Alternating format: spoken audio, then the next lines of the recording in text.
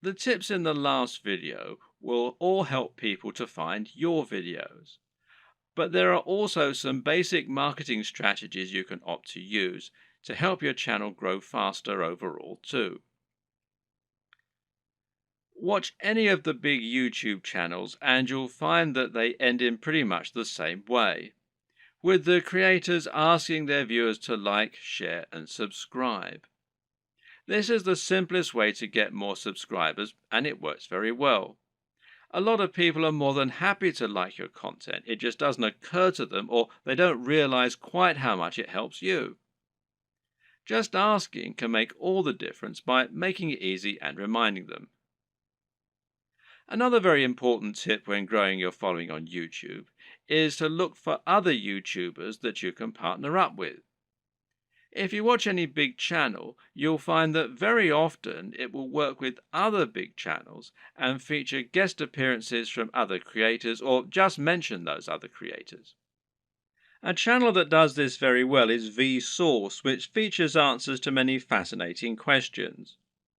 Michael Stevens is the creator of this channel, and he is almost always recommending other creators or having them come on to talk about their areas of special knowledge. This is essentially influencer marketing. It means you're finding an influencer, in other words, anyone with a large existing audience, and getting them to promote you. The key to success in this arena is not to try and be too ambitious right away. In other words, you're probably not going to get a shout out from Vsauce unless you're already pretty huge.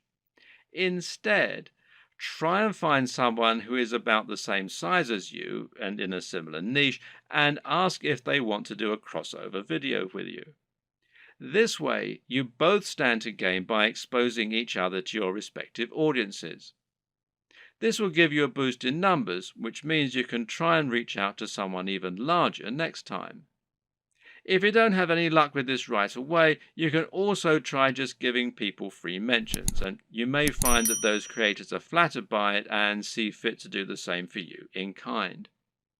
Try not to view other creators in your community as your competitors.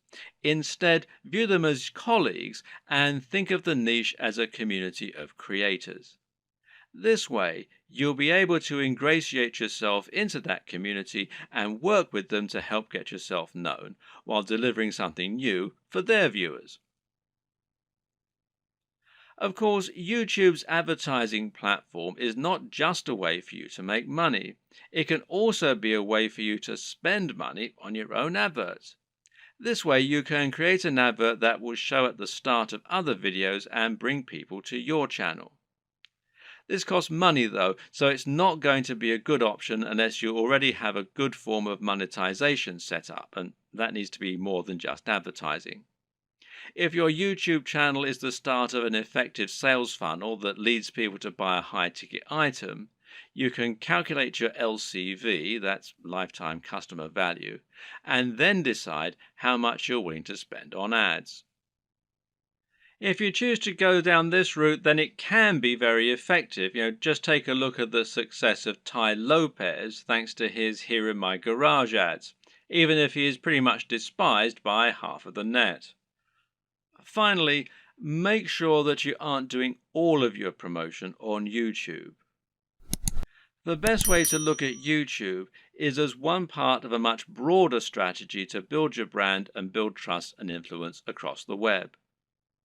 This means you should be on social media, and this will give you a way to share your content as you build more followers. Think of this as a virtuous cycle and try to focus on the synergy between your social channels and your YouTube channel. You can ask people to follow you on Twitter and Facebook in your videos and then use Facebook and Twitter to bring more people back to your YouTube channel and hopefully get more shares among the broader network. This will help to make your brand feel more like a movement rather than a one-man show and should help you to build genuine followers.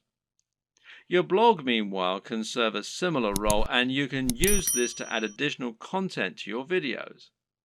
This will make it easier for your videos to be found on Google and will give your fans a base where they can enjoy your content when they don't have the option of watching YouTube. The key to good branding is to be everywhere, and just because YouTube is your focus, that doesn't mean you should ignore other channels.